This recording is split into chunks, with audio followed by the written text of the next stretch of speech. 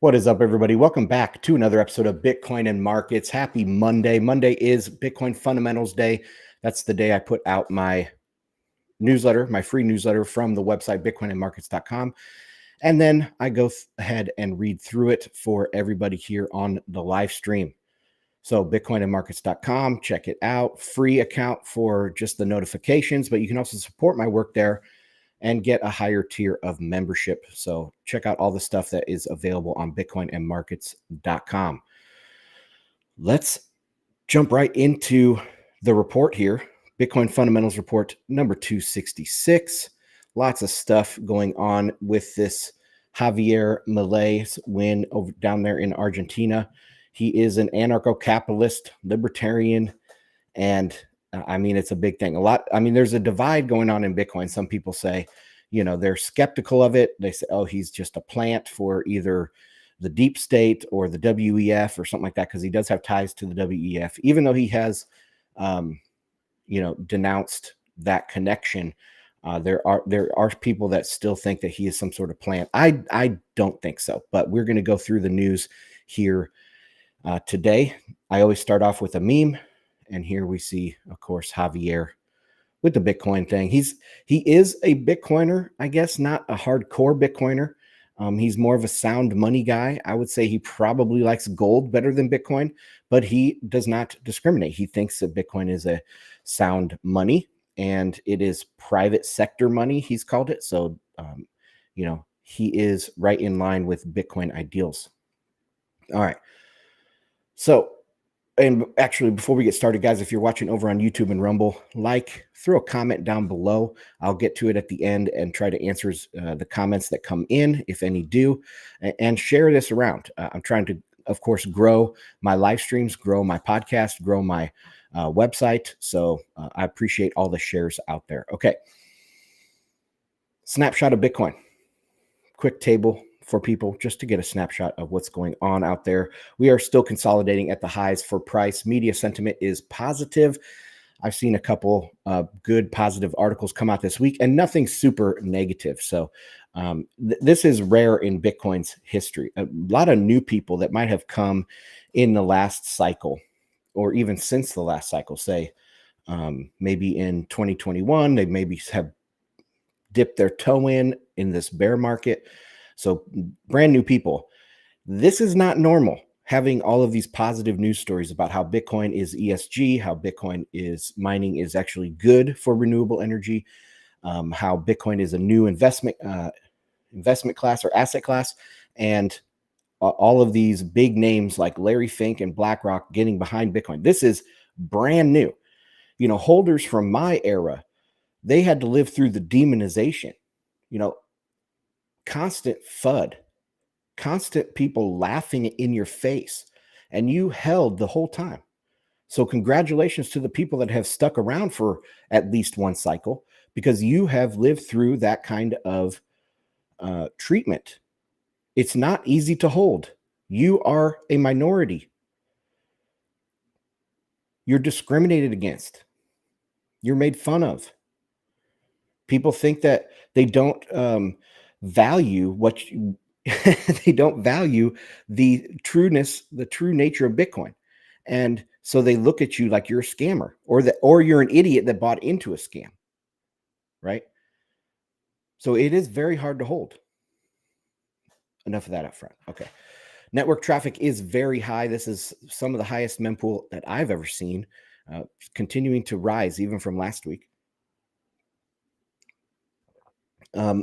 Mining industry is extremely profitable right now, and it's about to get more profitable, I think, if the price goes up from here. And we are under 150 days until the halving. Price section. So the weekly price did go up about $834 this last week. And I don't remember. This has been positive for probably a couple months every single week, because this is just from price from the last report on Monday. So it doesn't really coincide with the weekly candle very well.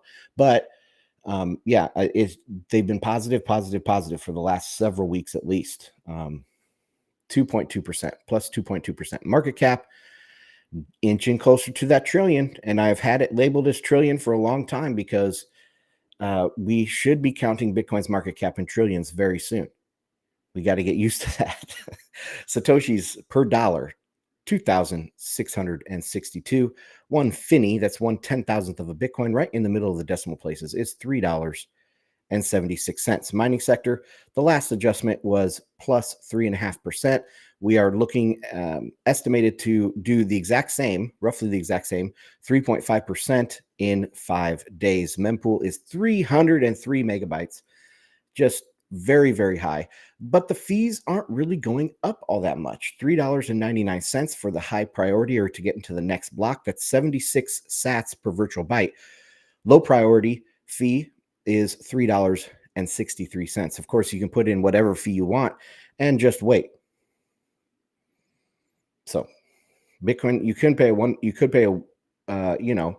20 sats per virtual byte fee and just wait for it to get confirmed. You could be waiting weeks at this point. Lightning Network. So we did have an increase in the capacity by 49 Bitcoins, almost 1%, up to 5,395. However, the channels fell below 62,000. We lost 550 channels in the last week for the Lightning Network. And I don't expect that to get really any better right now because the fees are so high.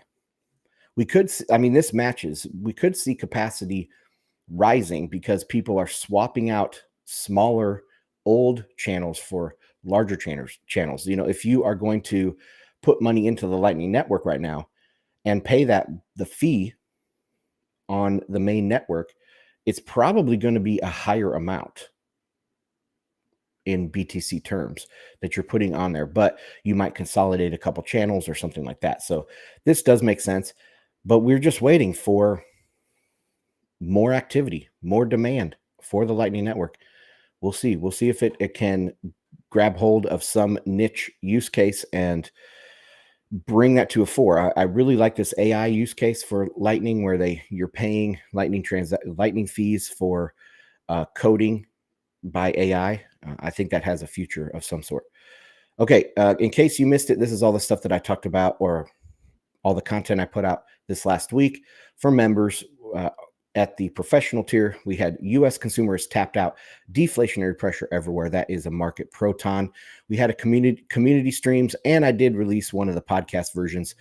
So that is episode 377 of the podcast. My blog, have not gotten anything else out, but I'm still working on several different pieces at the same time. Hopefully I can get something out very soon. And Bitcoin Magazine Pro, panic and chaos ensue after shockingly low October CPI. We talk about that a little bit down below here in the newsletter, but check out bmpro.substack.com. I write for them a weekly article as well. Okay, headlines. Argentina's Bitcoin-friendly presidential candidate Javier Milei wins election.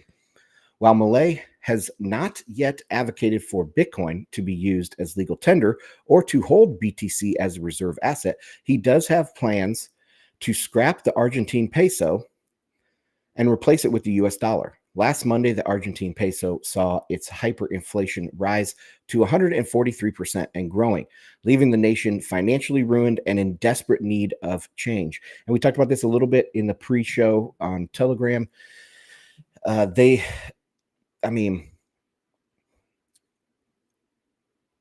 There is, I think, a $30 billion outstanding payment that they have coming up that they can't pay.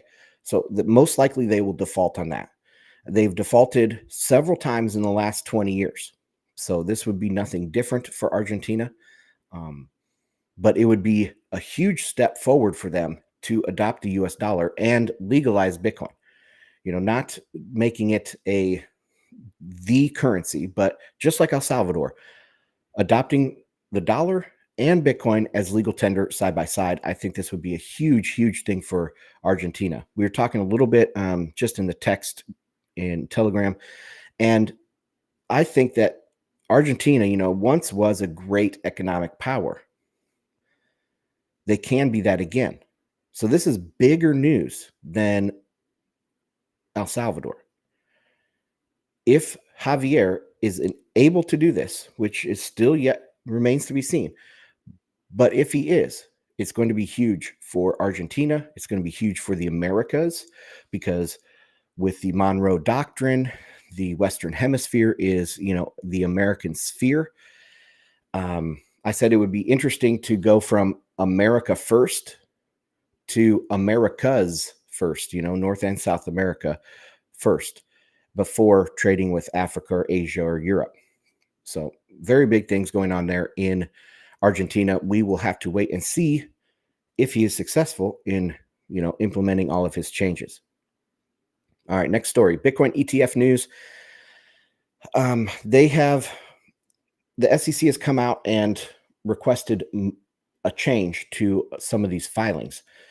And I talked about this on last week's, Friday's live stream. So the window for, the process to get these things approved, they're overlapping timeframes. And so there was a window where all of them could have been approved simultaneously, which is what most people think is going to happen.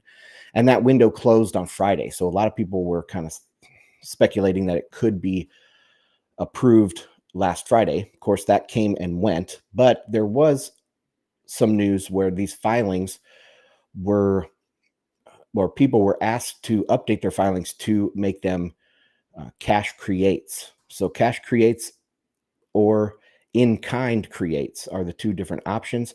I'm not an expert in this, but from what I gather, the cash creates, you can buy them normally with dollars, but the in-kind creates, you come with the Bitcoin and BlackRock accepts the Bitcoin from you and gives you a share of the ETF. So I don't understand why anyone would do that. It doesn't really make sense. So this move is common sense. And I'm a little surprised that all the applicants didn't have this spelled out already. It shows the SEC is working to approve these things. It's one step closer to harmonizing the compliance of all the applications so they can be approved together. And Eric Balkunis of the Bloomberg ETF team, he was saying that this is expected, or it's not unexpected. It's a good sign. What else did he say? Oh, couple weeks. So what he's hearing from his sources are that along with this request to make it explicitly a cash creates product, they said, hey, this will help us over the next couple weeks to get everybody aligned. So that kind of puts a little time frame on there that they're looking at getting this done sooner rather than later. But of course, then we bump into this procedural stuff, the windows for all the different products. They all kind of, I think, come into alignment in early January. So that is the next time that we are looking for an approval to happen. All right, next story. Crypto exchange Bullish buys 100% stake in crypto media site Coindesk. Crypto media platform Coindesk has been acquired by crypto exchange Bullish for an undisclosed sum, according to a report published in the Wall Street Journal. So Bullish, I don't even know this exchange. I think it's a new exchange. I think it's an American one. Maybe perhaps a New York-based exchange. But they have now acquired Coindesk. So DCG is having a lot of problems, a lot of financial problems, maybe even a lot of legal trouble in the future. So they sold this off. I don't know what the sum was for, but it's kind of good because DCG, a lot of Bitcoiners didn't like Coindesk because of Barry Silbert, the founder of DCG, Digital Currency Group. And because he was big into altcoins, he obviously did the Grayscale Bitcoin Trust, but there's also an Ethereum Trust. There's a Solana Trust. There's all these altcoins, Ethereum Classic. And so he was this big altcoiner, and he was kind of a spearhead to the New York agreement in the scaling conflict.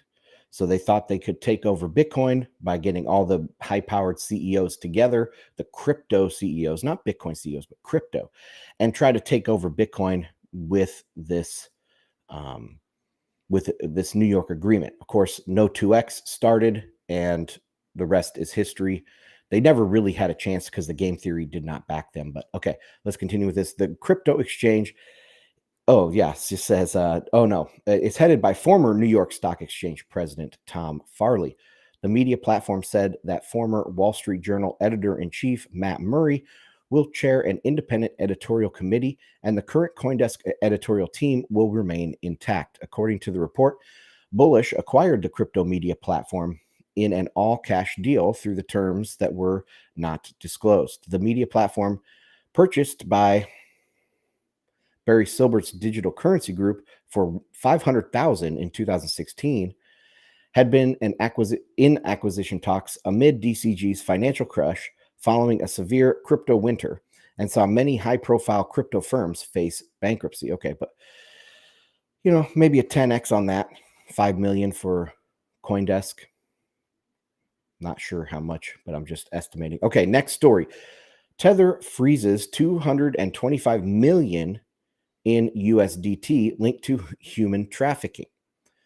Crypto companies Tether and OKX have collaborated with the US DOJ to freeze 225 million in stolen USDT tokens. Moreover, the assets were linked to a human trafficking syndicate in Southeast Asia, according to an official press release.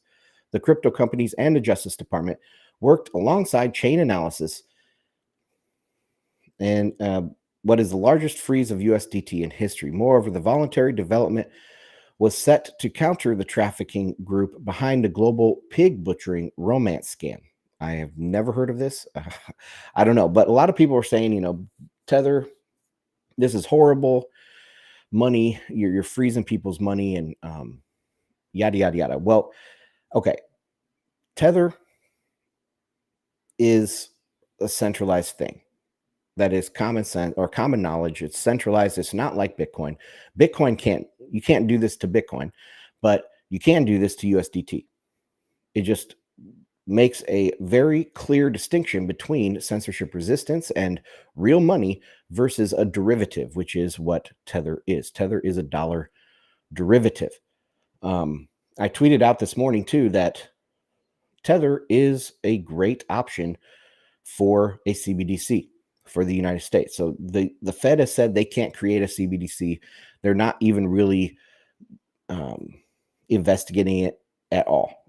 So the U.S. is not going to get a CBDC in the near future at all. I mean,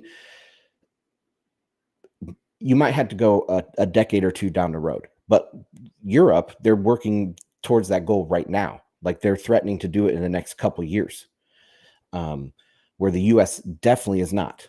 The U.S. doesn't need or want a CBDC. They have Tether. And now if Tether is going to play ball with the DOJ and all this stuff, they'll probably be happy about that. The U.S. government will be. Okay, next story. This is into macro. So this is Bitcoin and markets. I'm an economist, a Bitcoiner. And so I talk about obviously Bitcoin news, Bitcoin economics, but macro as well. I am a contrarian. I'm in the deflation camp. That is rare for Bitcoin.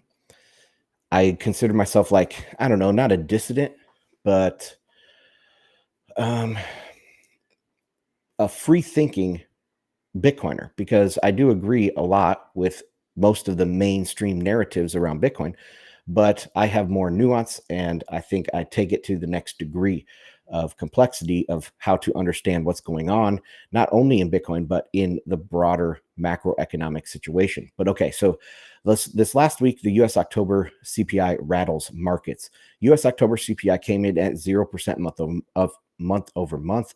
I wrote an extensive post for Bitcoin Magazine Pro this week on the market reaction. This low print was not a surprise. I've said the inflation, quote unquote inflation, has always been transitory, and it feels good to be vindicated.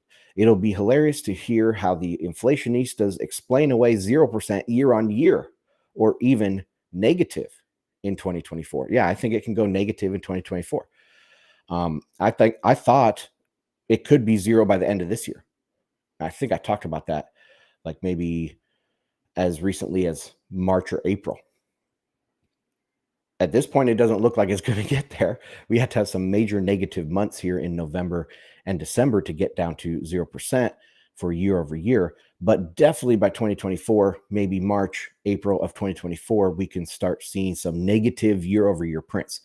And man, oh man, are the inflationistas' heads going to explode? Like, how can they explain that we have negative CPI? They've been saying that we're printing so much money and the inflation is going so rampant, yet how we're negative CPI. They will explain it away by what? I'll give you a second to think. Most likely they're going to say it's fake, that the CPI does not measure inflation, and that, or that it's being gamed by the government. And I think there is possibility for corruption, but you can't look at it and say it's open source. I mean, you can't just discount it out of hand. Give me some evidence. We can talk about the other CPI calculations, shadow stats, and what's the other one? Wilshire? Is it Will? Now I can't remember the name of that other one. But those things, well, shadow stats is not closed source. It's just using old calculation data or the old weighting. But Chapwood, not Wilshire, Chapwood. The Chapwood index is closed source. And their stated goal on the website is to show how inflation is higher than CPI reports. So they're biased and closed source, where CPI is open source. And it fits a deflationary narrative. The Fed isn't a loser when you have inflation. The inflationistas will tell you this. When there's high inflation, you are minimizing the debt, right? Because 30 trillion is less when you have inflation of 10%. So inflation isn't all that destructive in the case of the Fed. But what is destructive is deflation. That's why it's the biggest boogeyman. And by deflation here, I don't mean falling prices. I mean an actual contraction in the money supply. That is not good. That's not good on a gold standard. That's not good on a Bitcoin standard. And that's not this very, very bad on a credit standard, is what we have now. So deflation is the Fed losing. If you think the Fed is incompetent, if you think they're a horrible institution, you should want them to fail. Well, deflation is failing. And we're going into a deflationary recession right here. So CPI will go to zero year over year. We will have negative months, probably very negative months, coming up here in the next 6 to 12 months. So, all right, continuing this, the reaction of the market is simply the market resuming its trajectory toward a deflationary recession. We are stuck in a deflationary bust of a multi-decade global bubble. Sustained inflation in a debt-based system needs vibrant economic growth or massive defaults. So, like Argentina, they can sustain their high inflation because they default all the time, right? Well, the U.S. government doesn't default, at least in the same way as other countries. So to be able to sustain this high inflation, then you need to have growth, because in a credit-based system, it's credit. So the growth of credit is going to be, how does credit grow? Credit grows because business grows, because people need more credit to expand their business, or people are doing well and then they need to take out more credit, because both the lender will say, oh, the economy is doing great, here, have some more money. And the people that are borrowing say, I can afford to pay this debt. So because times are good, so I'm going to take out more debt. So the growth of credit happens with good times, and bad times bring a crash in credit. And that would be deflation. So to have sustained inflation, you either have to have vibrant growth or massive defaults, one of the two. We don't have massive defaults, so we have to have economic growth.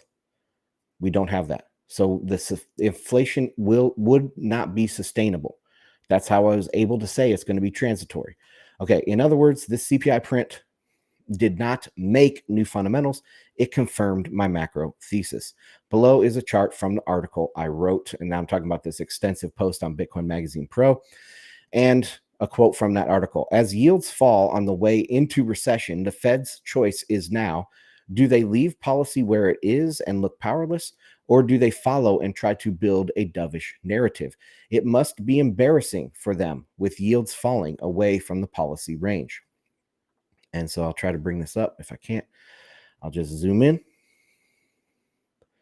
So here we have the 10-year and the 2-year yield and the Fed policy range in gray. So yields never got into that policy range, as you can see, since March of this year when it fell back down below. And since March, with all the bank failures and things, it has been below Fed policy by a lot. And if it continues to fall here, that's going to be pretty awkward. Why would the Fed leave policy range way high when yields don't give a crap and they're falling into recession? The Fed must follow. The Fed follows the market. You can see over here in 2022, yields were rising before the Fed started. It would be the same thing here. If the Fed would have kept rates low all the way into 2023, but the 10-year was up here at 4.5%, 5%, people would be like, what the hell do you even do, Fed? So the Fed followed on the way up. Now they're going to follow on the way down. It's perfectly logical what's going to happen. It's very simple. People like to complicate this because they want to seem like they have some insight into the market. They can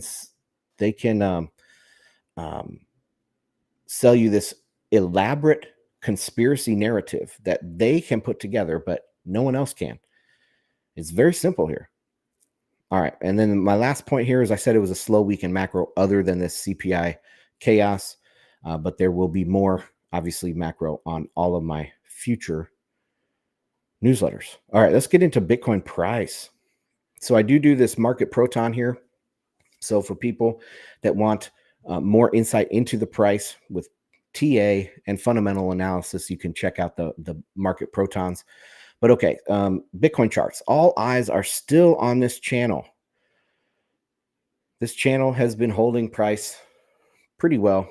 Actually, let's check live price because I don't want to. Let me get rid of these. And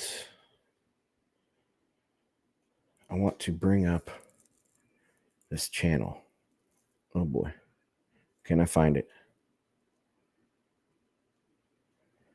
Is this it? No.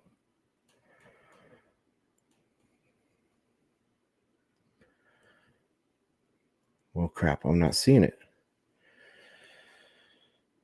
Maybe I deleted it. Let me redraw this channel here real quick.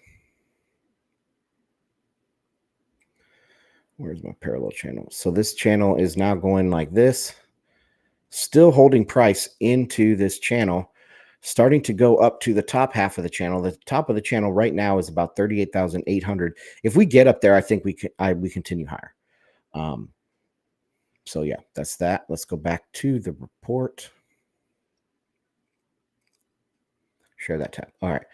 This is the 50-day moving average. It's coming above this structural support here in the middle. That's around 32,000 as well.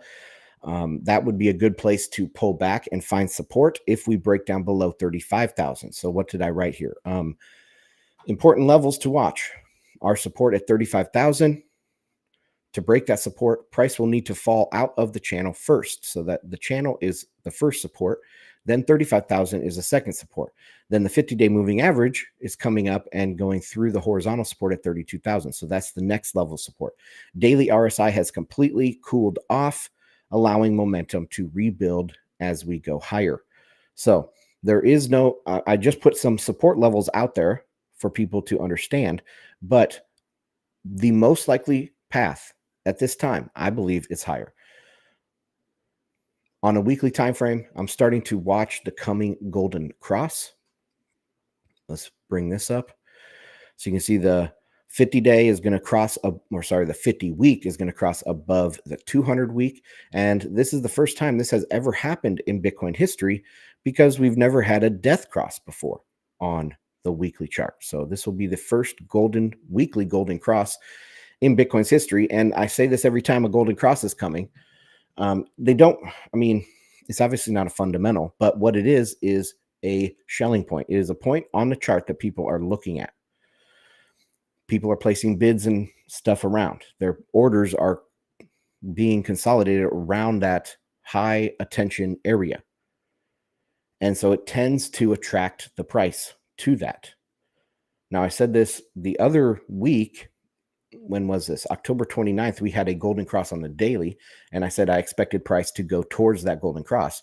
It really didn't. I think it moved maybe $500 or something, but it really didn't move dramatically towards the golden cross on the daily. So maybe it won't on the weekly, but this is just a heads up on this, that this golden cross is coming. It usually attracts price. But overall, it's bullish because this says that the trend is completely bullish. Once this crosses, this is like all systems go on simple technical analysis. All right. The bullish narrative was supercharged with the election of Javier Milei in Argentina. He is a big Bitcoin advocate, and there is a good chance he will make it legal tender for at some point in the future. The bull narrative now includes having in 155 days the launch of a spot Bitcoin ETF, and now a massive country like Argentina perhaps adopting Bitcoin. So path is most likely higher. Let's go back to the live chart again really quick. Sitting at 37,400. Again, the top of the channel is 38,800. And if we break out here, guys, again, we're probably going to continue. The next big level that I'm watching is 42 above. That's the weekly cloud. And of course, 48,000, which is the 61.8 retracement fib from the all-time high. So those are the two places I am watching. Okay.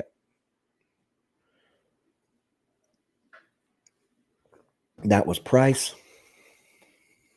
Let's get into some mining headlines. So Tether invests $500 million in Bitcoin mining expansion.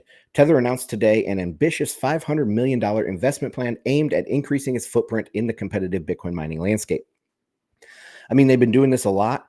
They invested into, what is it, Northern Mining, whatever the company's name is.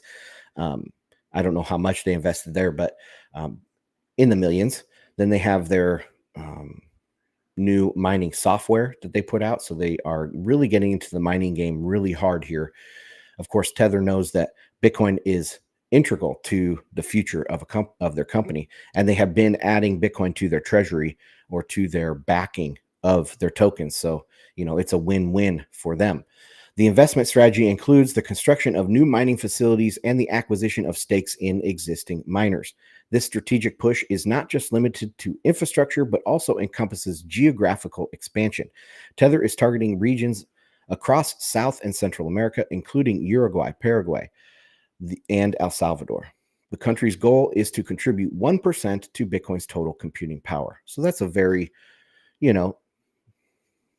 sensible target, 1%, especially if you're such a big company that's making billions. I'm guessing Tether is probably making billions off because, they hold a lot of treasuries and you're getting 5%. So 5% of 80 billion, whatever their market cap is. They probably don't have that many treasuries, but let's say maybe 40 billion they're holding in treasuries, and they're making 5% on that. I mean, they're making a lot of money. Plus, they have a lot of Bitcoin. And when Bitcoin goes up, then, they can probably take profit from that. All right. Next story. Bitcoin mining is energizing sustainability through green innovation. And what I was talking about at the very beginning, for those people new to Bitcoin, This is an article you would never see 5 years ago. We were demonized. I think it's hard for newbies to understand that, how demonized Bitcoin was. We were so demonized that, people didn't even take it seriously. And if they would, the only thing out of their mouth would be how horrible it is for the environment, how it's going to cause global warming and all this stuff. All right, this is an article from The Hill, a notoriously leftist globalist outlet. It symbolizes the complete 180 on Bitcoin mining coverage. The wind is at the back of this industry. The relationship between Bitcoin mining and the environment has long been misunderstood. However, the fog of misunderstanding around Bitcoin mining's energy usage is finally clearing. Bitcoin mining is, in fact, emerging as a trailblazer in the pursuit of sustainable energy solutions.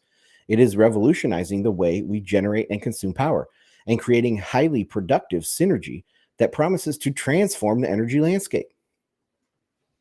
I'm just still flabbergasted at how different this is than just a few years ago. Bitcoin is here to stay, people. The Hill is writing this, that it is promises to transform the energy landscape. Hugely bullish. All right, next story. Luxor starts new business to make shipping of Bitcoin mining rigs faster.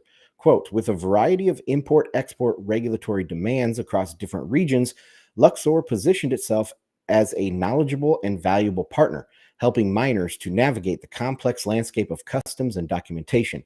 Lauren Lin, Luxor's director of business development, said. I say this is an interesting service as Bitcoin mining becomes more commodified. We will see a growing number of niche Bitcoin mining services and businesses popping up. So this is just showing the maturation of the Bitcoin mining industry. All right, on to the statistics for Bitcoin mining. The difficulty is estimated to increase by 3.5%.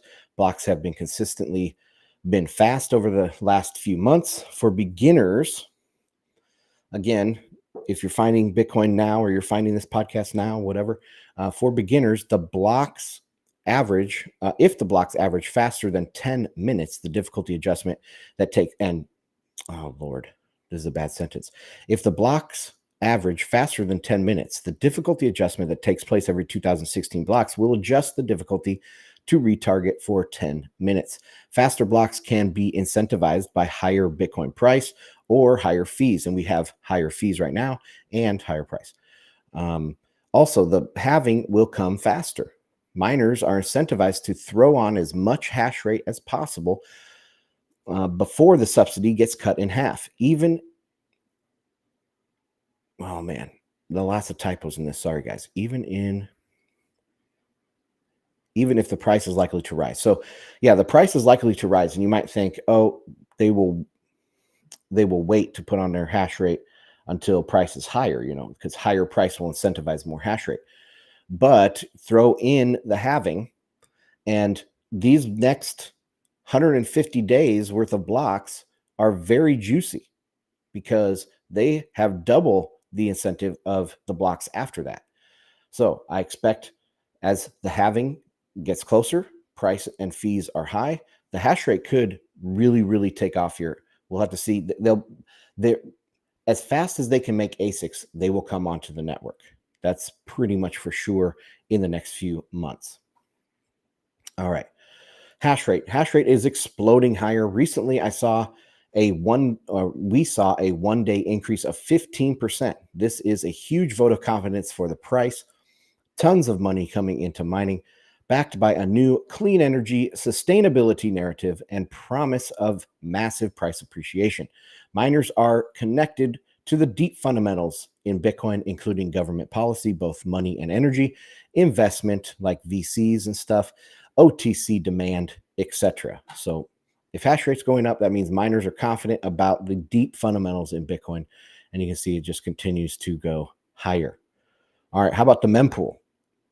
Let me bring this up. So Mempool is up here over 300 megabytes according to mempool.space. Each mempool is going to be slightly different. Okay, the mempool blows through the yearly high set earlier by the ordinal mania. Back here, let's bring this up again. So this is May. And then before that, it looks like maybe late March, there was a spike. Those were the highs, and we blew through those. The miner should start to chew through these transactions pretty soon. If the price jumps by 25%, that increases these fees waiting in the mempool by 25%. Also, liquid Bitcoin stuck in the mempool cannot be sold until it is confirmed. So this is kind of like a liquidity sink as well. I don't know how many Bitcoins are actually stuck here in the mempool. We can probably find that out. But those Bitcoins they're not liquid at all. They're stuck unless you do you replace it with a higher fee to get it confirmed, and then it can turn into liquid Bitcoin again.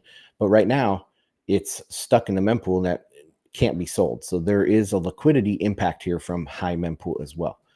All right. Last section is layer 2. So I usually have all of these sections every week. Last week I dropped layer 2 because there just really wasn't any news on Lightning or Liquid. But I found this one. I thought it was interesting. So let's go through it. So time for Bitcoin scaling solutions to shine as transaction fees soar. As Bitcoin fees rise, and I link to the article in the bullets usually. So as Bitcoin fees rise, it should push lower value transactions to the Lightning Network. But higher fees also provide a disincentive for opening new channels because they have to pay the elevated fees. And the fees aren't that crazy right now. They're $4 roughly for a transaction. And so to open up Lightning channels, that's not crazy, but it's still an impediment. Let's say you just want to send a couple bucks somewhere. And are you going to open new channels to do that? Are you going to be able to onboard people onto the Lightning Network if it costs them $4 just to set up a channel? It's going to be harder to do that. It's not impossible, but it's going to be harder to onboard people. Therefore, it is logical to pre-position Bitcoin in Lightning Network during low fee periods.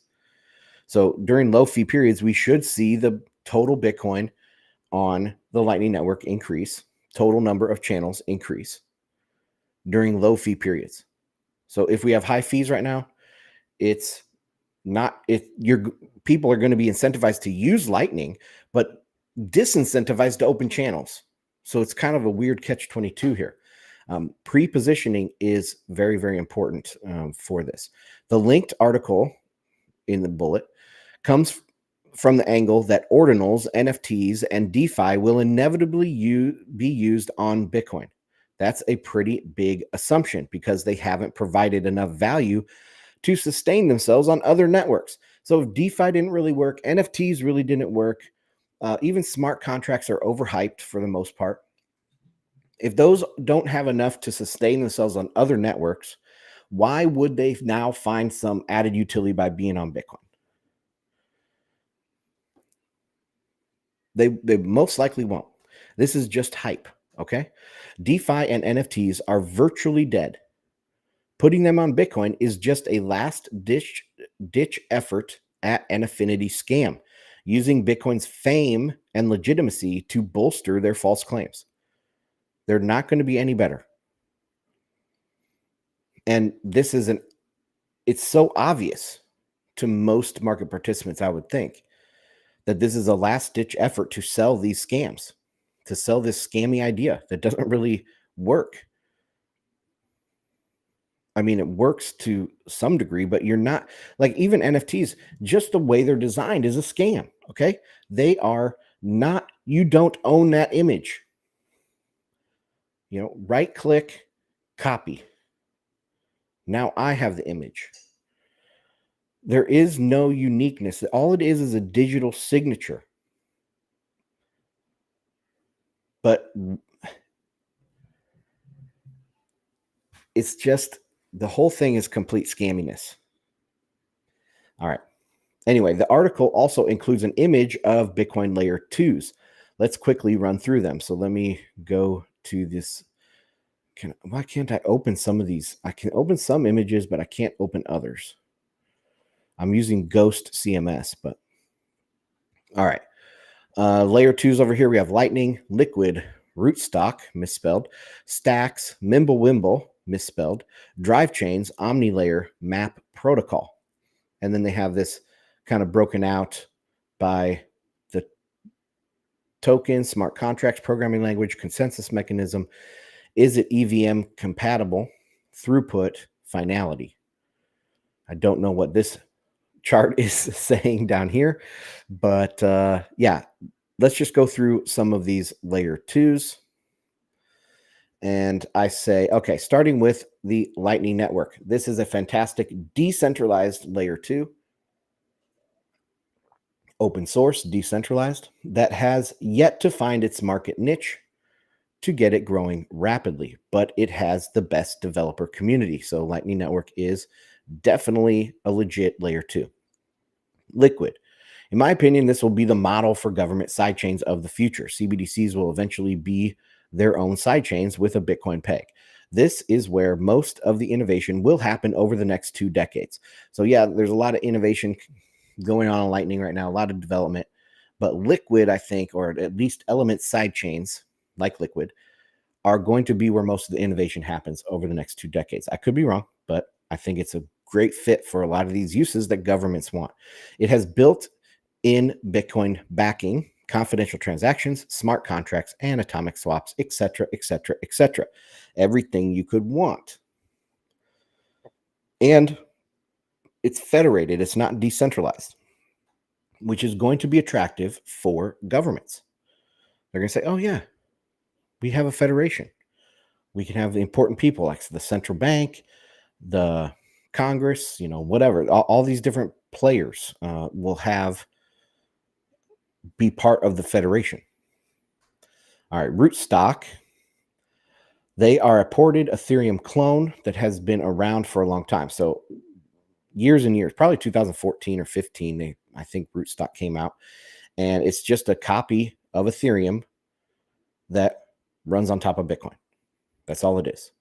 It never really caught on, or will never really catch on, because it's centralized and code is not law. I mean, I don't have a strong feeling on this. Rootstock is fine. They're not like super scammy, but no one really uses them. Maybe if a lot of people used them, then they would be an obvious scam. But right now, they're not really scammy because no one uses them, and they're centralized. I mean, it's a company, right? They have a token. Next one, Stacks. I really don't know much about Stacks, even though it's been around a long time and I've been here. But Stacks, all I really know about it is it's a smart contract layer, and it'll never really catch on, in my opinion, because it's centralized and code is not law. Okay, number 5, Mempool. Now this has a different consensus mechanism to proof of work.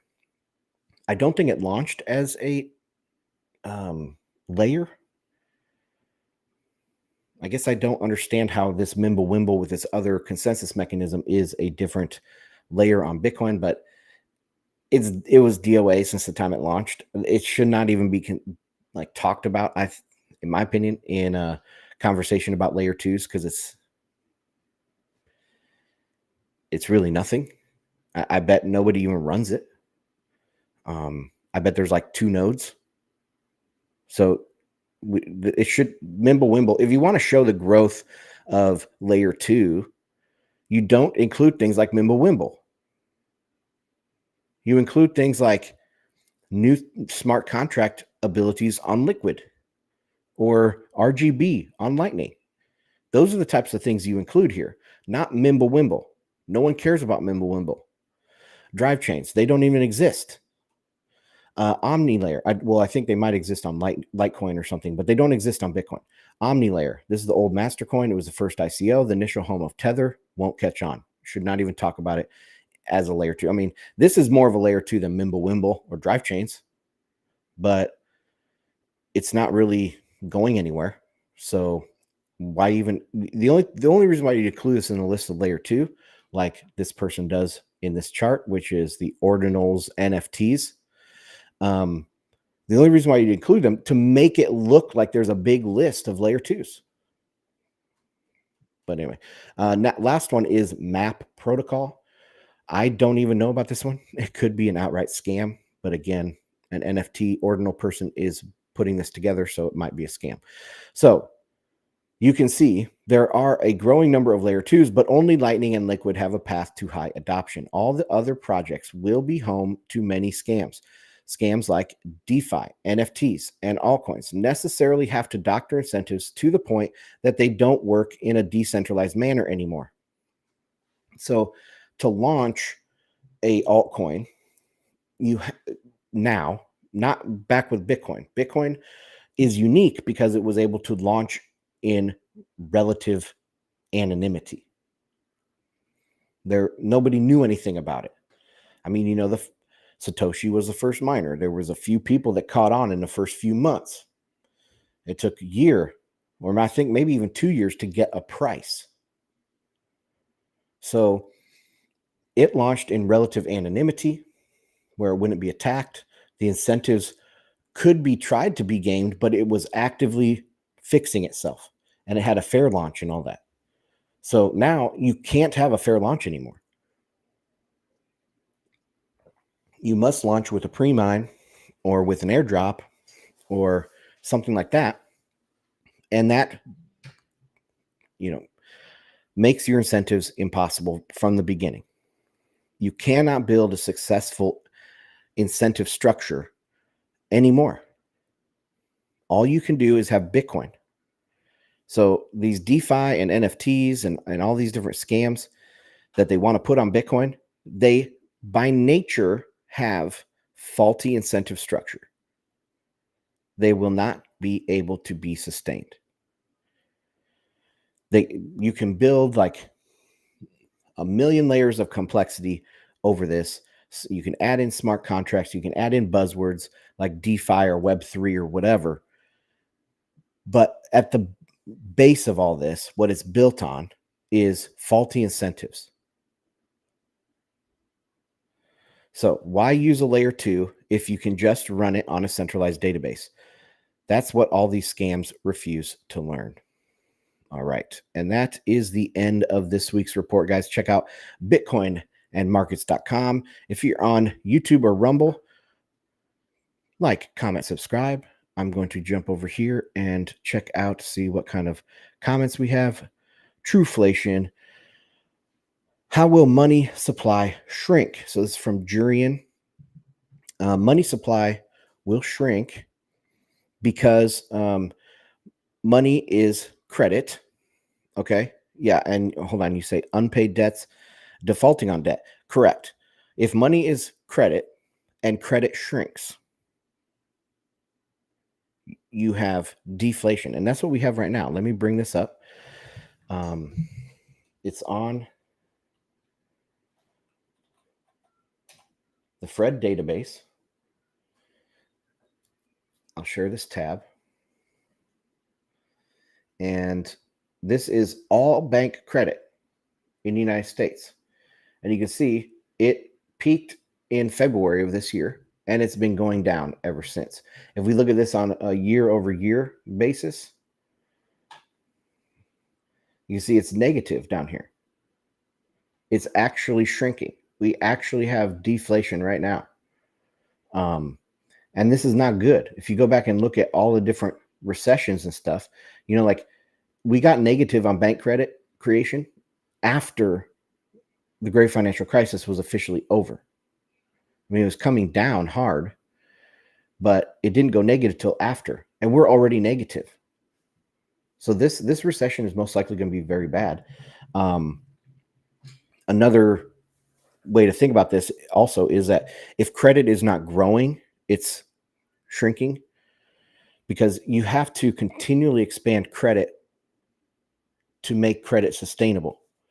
Because when you take out a loan, you're paying principal and interest. Well, where does that interest come from? It has to come from new credit creation at a higher rate. So you have to have growing credit to have a sustainable credit bubble. And then if credit is shrinking or growing slower than it was in the past, you're going to start having dollar shortages, and you're going to have squeeze on economic activity, and then recession. So credit has to continue growing or it's shrinking. All right. Let's see what other comments we have here. True inflation. Let me go into Telegram, see if you guys have put any comments.